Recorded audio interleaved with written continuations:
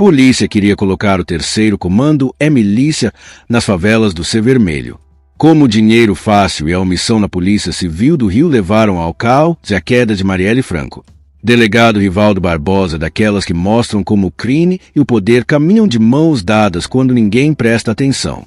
Bandeiras ditas regras e, muitas vezes, conta com a conivência de quem deveria combatê-lo. No centro dessa história está Rivaldo com a conivência de quem deveria combatê-lo.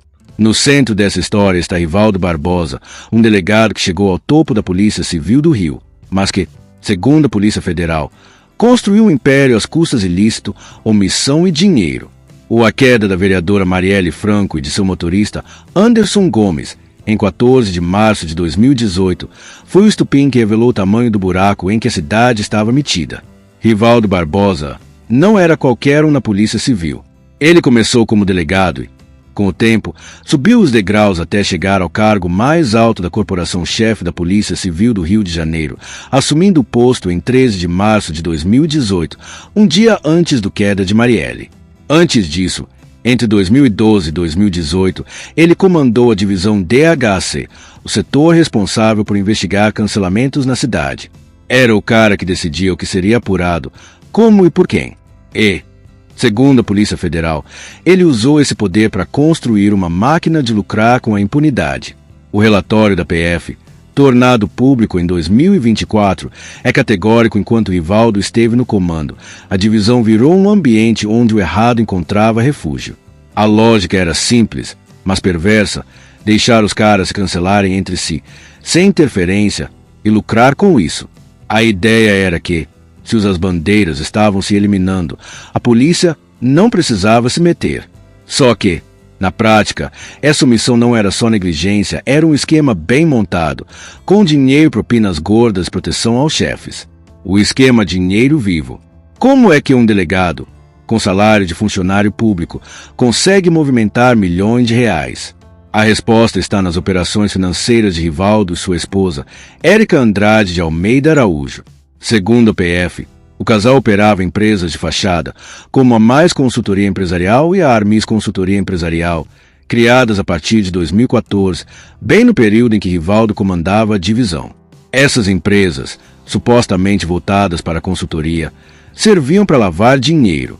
E não era pouco mais de 7 milhões de reais circularam pelas contas, com saques e depósitos em espécie que ninguém conseguia explicar a origem. O relatório do Conselho de Controle de Atividades Financeiras COAF apontou movimentações incompatíveis com a renda declarada de Rivaldo e Érica. Por exemplo, em uma única transação, Érica sacou R$880 mil em dinheiro vivo de uma das contas da empresa. Para que tanto dinheiro em espécie? Segundo a PF, era uma estratégia para dificultar o rastreamento. Nada de transferências bancárias que deixam rastro digital. O negócio era sacar, depositar, misturar e fazer o dinheiro sumir em operações que ninguém conseguia justificar. E o patrimônio do casal cresceu de forma impressionante, com a aquisição de imóveis que não condiziam com o salário de um delegado. Mas o que Rivaldo ganhava com isso? Segundo depoimentos colhidos pela PF, como o do miliciano Orlando Curicica, existia um sistema de mesada pago por contraventores. Valores entre R$60 mil e R$80 mil eram entregues regularmente para garantir que a divisão não investigasse cancelamentos ligados ao jogo do bicho ou à milícia. Em casos mais complexos, com muitas provas, a propina podia chegar a 1.000 por ações. Era o preço da impunidade. A divisão sob o comando de Rivaldo deveria ser a linha de frente contra os cancelamentos no Rio. Mas, segundo a PF, virou um balcão de negócios. Inquéritos sumiam. Provas desapareciam. Delegados eram trocados do nada quando as investigações começavam a apertar. O delegado Breno Carnevale, que trabalhou na DHC entre 2016 e 2018, relatou situações estranhas em inquéritos que evaporavam, como o da queda do ex-policial André Luiz Barreto Serralho, em 2016, e uma burocracia exagerada que travava qualquer apuração contra bicheiros. O juiz Bruno Rulieri, da vara criminal especializada em organização, foi duro na crítica. Em uma sentença de 2023, ele apontou que as investigações de 5 cancelamentos ligados à contravenção, como o de José Luiz de Baus Lopes e Personal em 2011 e Marcelo de Otida Mata em 2018, eram marcadas por letargia e omissão deliberada, ou seja, a polícia, sob Rivaldo, não só deixava de investigar, como parecia trabalhar para proteger os responsáveis. Essa omissão criou um ambiente perfeito para o crime. Milícias, bicheiros disputavam territórios, cancelava rivais, e nada acontecia. A PF descreve isso como um esgoto onde desaguavam os reflexos de outros. E, enquanto isso, Rivaldo e seus aliados enriqueciam. Só que esse sistema, que parecia tão bem azeitado, desmoronou com um crime que ninguém esperava: o fim de Marielle Franco. Marielle Franco era uma voz que ecoava nas favelas e na política. Vereadora pelo PSOL, eleita em 2016 com 46 mil votos, ela defendia os direitos humanos, a ocupação de terras por comunidades carentes e enfrentava as milícias que controlam bairros como Jacarepaguá e Rio das Pedras. Seu trabalho incomodava, e muito. Segundo a PF, o estupim foi a votação contrária de Marielle e da bancada do PSOL a um projeto de regularização fundiária do então vereador Chiquinho Brazão, em 2017. O projeto, segundo a investigação, beneficiava áreas dominadas por milícias, e Marielle se posicionou contra, alertando a população para não aderir a loteamentos controlados por esses grupos. Na noite de 14 de março de 2018, Marielle e seu motorista, Anderson Gomes, foram cancelados no Estácio, centro do Rio. Ele os levou 13 de uma MP5.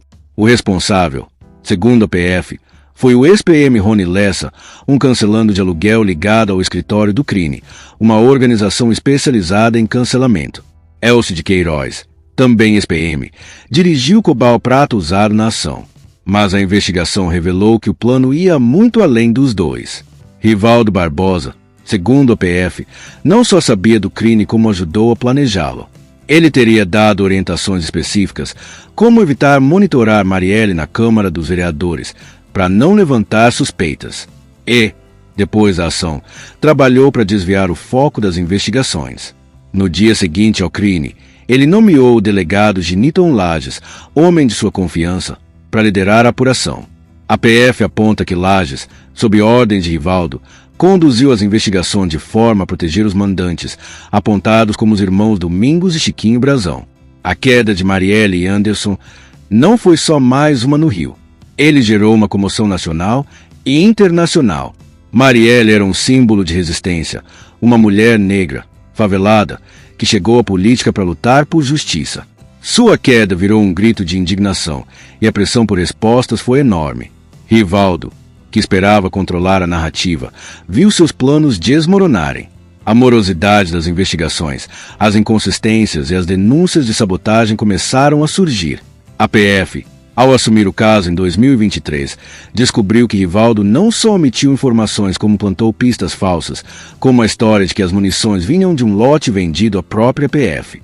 A delação premiada de Rony Lessa, em 2023, foi o golpe final.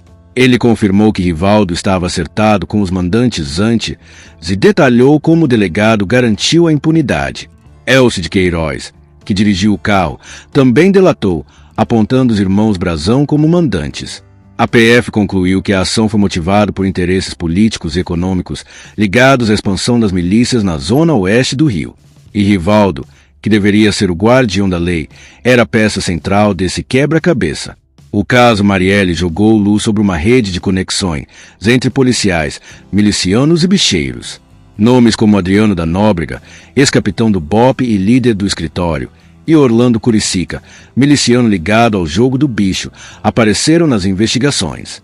Outros cancelamentos, como o de Marcos Falcon, presidente da Portela, em 2016, e Ailton Scafura, também em 2016, nunca foram resolvidos, e a PF suspeita que Rivaldo também obstruiu essas apurações. A filha de Falcon, por exemplo, relatou que o pai recebia alertas de policiais quando seu nome aparecia em investigações. O relatório da PF é claro: Rivaldo mantinha relações ilícitas com os principais milicianos e contraventores do Rio. Ele não só recebia dinheiro da propina, como avisava alvos de investigações, garantindo que escapassem. Esse esquema, que funcionava como uma engrenagem bem lubrificada, permitiu que o crime organizado crescesse sem freios. E Marielle, com sua luta contra as milícias, virou um obstáculo que precisava ser eliminado. A prisão de Rivaldo, em março de 2024, junto com os irmãos Brazão, marcou um ponto de virada. Mas o caso está longe de acabar. A PF ainda investiga outros casos não resolvidos, como os de Zé Personal, Ailton Scafura e Geraldo Pereira, que podem estar ligados ao mesmo esquema. A delação de Lessa revelou detalhes de pelo menos 11 outras ações, todas protegidas pela omissão da divisão. E a pergunta que fica é quantos outros casos foram abafados? Quantas famílias ainda esperam por justiça? O Rio de Janeiro viveu anos sob a sombra de um sistema onde a polícia, que deveria proteger, se tornava cúmplice. O dinheiro fácil, as propinas, os saques em espécie e os imóveis comprados com dinheiro sujo mostram como a corrupção se enraizou. E Marielle, com sua coragem, pagou o preço mais alto por desafiar esse sistema. A história de Rivaldo Barbosa é um alerta. Ela mostra como a omissão e a corrupção dentro das instituições podem fortalecer e calar vozes que lutam por mudança. Marielle Franco não era só uma vereadora, ela era a esperança de milhares de cariocas que sonham com uma cidade mais justa. Sua queda, e a de Anderson Gomes, não pode ser em vão. A investigação da PF, as prisões e as delações são passos importantes, mas o caminho é longo. É preciso desmontar essas redes de corrupção, punir os culpados, garantir que a polícia volte a servir a população. Coi, meus amigos, o que você acha disso tudo? Até onde vai a responsabilidade de quem deveria proteger a gente, mas escolhe lucrar com o crime? Deixe a sua opinião nos comentários, porque a sua voz faz diferença. E se você quer ficar por dentro de mais histórias que mostram a verdade por trás do Rio, se inscreve no canal agora mesmo.